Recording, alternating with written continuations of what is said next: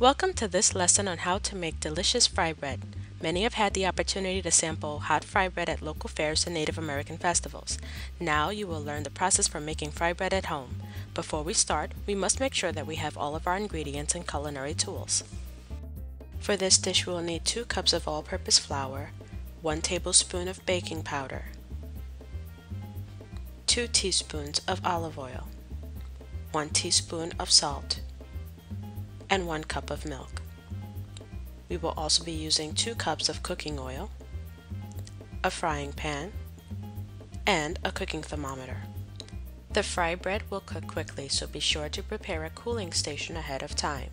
You'll also want to drain excess oil. Try lining a baking pan or sheet with paper towels or napkins. For optimum results, set a cooling rack over the napkins and the excess oils will not soak back into your bread. This makes for an easy cleanup. Next, we'll combine the dry ingredients into a large mixing bowl.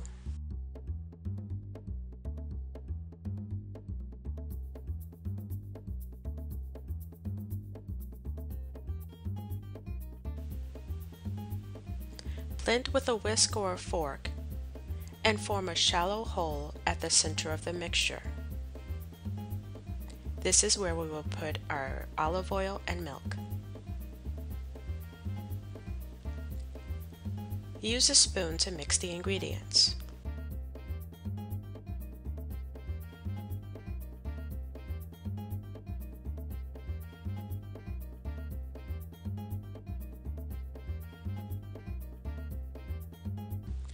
Next, we're going to use about a tablespoon of flour to dust our hands. The flour will help to reduce the amount of dough mixture sticking to the hands when kneading. When we're done, we will allow the dough to rest for 5 minutes. The type of oil you use for frying is based on your personal preference, but I like to use light oils like safflower oil, peanut oil, light corn oil, and soybean oils. These oils have a higher smoking point and don't burn as easily when heated. Place your flame or numbered setting to a medium level. Next, place your pan with oil over the heat while you prepare your dough. Next, we're going to sprinkle a space on our countertop or cutting board with flour or baking powder to prepare an area for kneading our dough. Add enough flour so that the dough slides across the surface without sticking to it. Check to make sure that our oil has reached the proper temperature for frying. Use your cooking thermometer to test the oil in your pan. We're looking for a temperature of 365 degrees Fahrenheit or 180 degrees Celsius. If the temperature is too high or low, adjust your heat accordingly. Our 5 minutes is up and we can begin forming the dough for frying. Depending on your size preference, you will be able to fit 1 or multiple dough forms into your pan at once. I would like to keep my fry bread about the size of a saucer dish. That's 6 to 8 inches in diameter. Start by grabbing enough dough to form a ball. Flatten the ball into a disc. Press the ball flat between your hands, then lay the disc on the kneading surface. Press the dough, alternating between finger and hands, pressing to keep the form even. Now we can add our dough disc to our hot oil. We'll leave the dough in the pan for about 2.5 to 3 minutes per side. If you'd like your bread to be darker, add 30-second intervals to your timing until you've reached the desired coloring. When you're satisfied with its color, flip to the other side.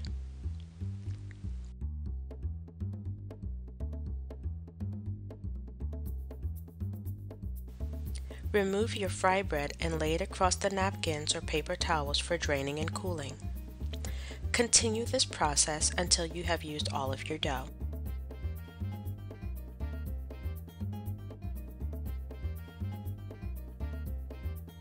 Be sure to remove your pan from the heat and turn off your heating element when done.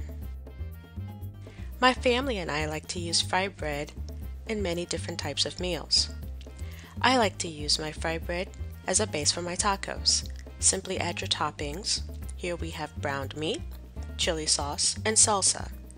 with shredded cheese and sour cream on the side. It also makes for a great breakfast flatbread with turkey sausage and eggs. For a quick treat, you can cut the fried bread into bite-sized pieces. Reheat the bread in your microwave for about 15 seconds and place them into a paper bag with confectioner's sugar. Shake the bag for about 10 seconds and remove the bread. You may be familiar with the taste. It reminds me of funnel cake, or the powdered dough balls they serve at Italian pizzerias. They call them strafoli, but my family calls them delicious. I do hope that you have enjoyed this lesson on making fry bread. In review, we covered the ingredients required to make this dish. We went over the cooking tools you will need and how to prep your cooking area. Next, you were taught how to mix the ingredients, form your dough, and how to fry the dough. And finally, we went over the different ways you could go about enjoying fry bread with your friends and family. Thank you for watching.